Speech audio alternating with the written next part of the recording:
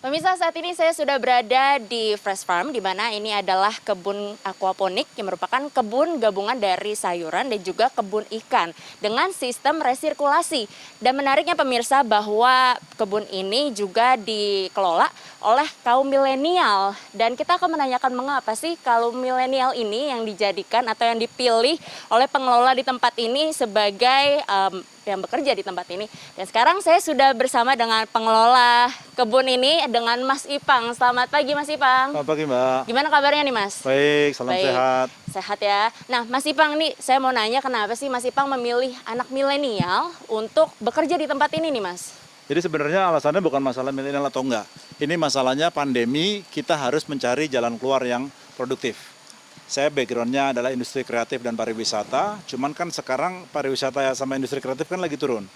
Salah satu yang tinggi naiknya itu adalah pertanian sama kelautan. Karena itulah kita shifting ke sini.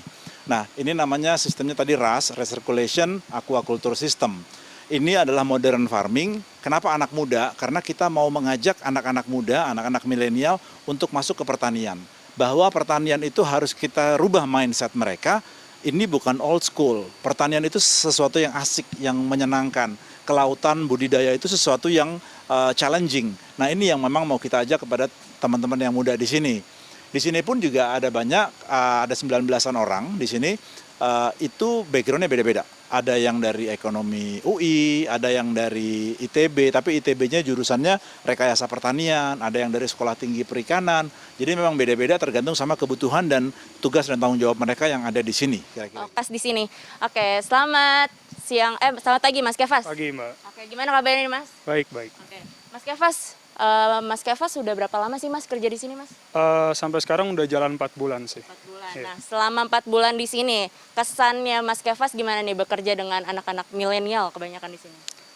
Ya kalau karena ini bekerja dengan anak milenial, tentunya sih karena saya anggap seumuran saya gitu. Jadi kayak saya nggak susah lah untuk beradaptasi di sini gitu. Dibanding kayak saya kerja mungkin sama orang yang lebih tua segala macam gitu. Dan udah bekerjanya sama anak-anak milenial yang menurut saya bisa gampang kenal. Terus kalau datang ke sini pun saya ngeliatnya hijau-hijau. Jadi asik aja gitu, setiap pagi datang ke sini semangat. Terus kalau pulang ya pengen aja ke sini lagi gitu. Jadi semangat untuk kerja di sini gitu. Gitu ya. Oke, terima kasih banyak Mas Kefas atas waktunya. Pemirsa, demikian bahwa di tengah pandemi COVID-19 memang sudah seharusnya anak milenial ini tetap produktif, tetap berkarya. Ini salah satunya di tempat ini pemirsa, bahwa anak milenial ini pada bersemangat untuk bekerja. Dan diharapkan bahwa kedepannya juga anak generasi milenial bisa menjadi contoh atau panutan bagi banyak orang. Dari Bogor, Yohana Gabriela, Bowo Iman TV One mengabarkan. Itu tadi liputan rekan kami dengan apa yang sudah dilakukan Mas Ipang ya di tengah pandemi ini. Nah Mas Ipang, saya sih nggak akan membahas lebih detail ya soal bisnis ininya gitu. Tapi yang mungkin lebih relevan adalah ketika Mas Ipang menciptakan ide untuk memulai berkreasi ya. Kalau misalnya balik lagi ke awam nih, ke saya, ke Ayah, ke teman-teman lain di luar sana. Lihatnya dia udah kayak aduh nggak mungkin gitu. Di tengah pandemi ini, apa sih kuncinya untuk menciptakan ide yang produktif gitu loh Mas Ipang? Baik, Assalamualaikum warahmatullahi wabarakatuh. Waalaikumsalam warahmatullahi wabarakatuh. Selamat pagi pemirsa semua, Pak Ustadz, Pak Ari, Mbak sama Mas. Pertama saya mau mengucapkan selamat ulang tahun kepada TV One yang ke-13. Terima kasih. Terima kasih Mas. Ipang. Ya, terus saya mau bersyukur sampai saat ini saya sekeluarga masih diberikan kesehatan oleh Allah Subhanahu wa taala. Menurut saya simpel, Mbak, harus terkait tadi pertanyaannya adalah saya backgroundnya industri kreatif dan pariwisata.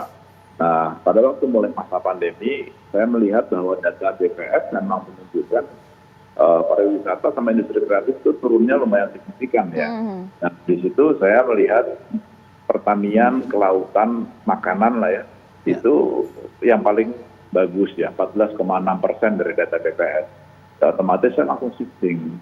Jadi saya shifted ke bidang pertanian dan kelautan ini belum lama. Jadi saya itu newbie sebenarnya. Jadi baru April lah kira-kira, jadi 1 bulan, 2 bulan setelah pandemi, saya pindah.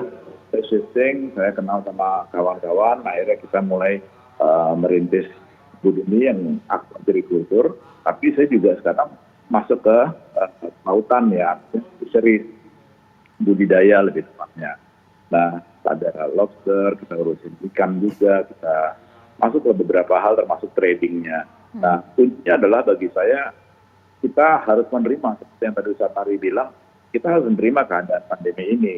Kalau kita nggak bisa cari jalan keluar, kita harus move on, kita harus cari plan B, plan C, plan D. Nah, kira-kira apa gitu. Dan memang karena saya baru mulai, tidak selamanya langsung mulus. Pasti akan ada turbulence, segala macam. Tapi bagi saya nggak masalah itu. Yang penting adalah kita sudah menunjukkan heading to the right direction. Nah, itu yang membuat saya makin optimistis. Makanya saya ajak beberapa kawan-kawan yang lain, ayo kita mulai masuk ke ranah ini. Karena terutama kayak agro, kelautan, budidaya, itu sangat luar biasa. Apalagi pemerintah, terus menterinya juga mendukung budidaya. Nah, cuman satu hal yang menurut saya, pemerintah seharusnya melepaskan bahwa pembangunan itu harusnya ada di daerah. Nggak ada di titik-titik uang tuh nggak bisa dipegang di pusat sebanyak mungkin. Jadi harus disebar ke daerah, harus digeliatkan. Kalau saya targetnya memang maunya pesantren, jadi pengen pemberdayaan pesantren berbasis ekonomi atau berbasis desa. Nah, ini yang harus kita gerakkan. Saya rasa nggak susah, ada banyak beberapa hal-hal yang memang kita bisa kembangkan, kita besarkan supaya itu mengalir terus gitu loh. Intinya gini, dulu saya pernah paparkan ini di depan rapat terbatas dengan Pak Presiden di Borobudur. Pak, ini konsepnya konsep meja 1000 kaki. Artinya kalau meja kakinya 4, ketimpa beban berat itu bisa patah.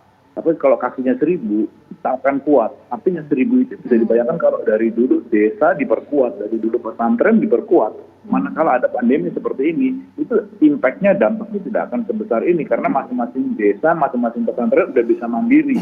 Kenapa pesantren? Karena pesantren itu punya jalur guritanya luar biasa kuat.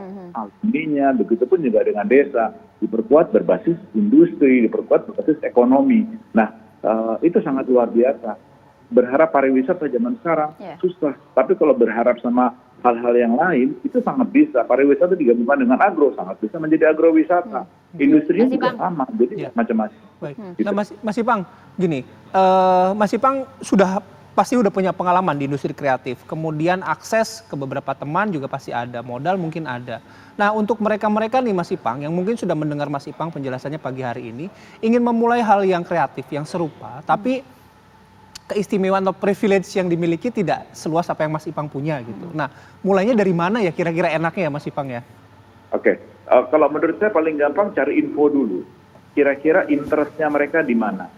Begitu ngomongin interestnya sudah ada, mereka cari info yang kira-kira pertumbuhan ekonominya masih bisa bagus di mana.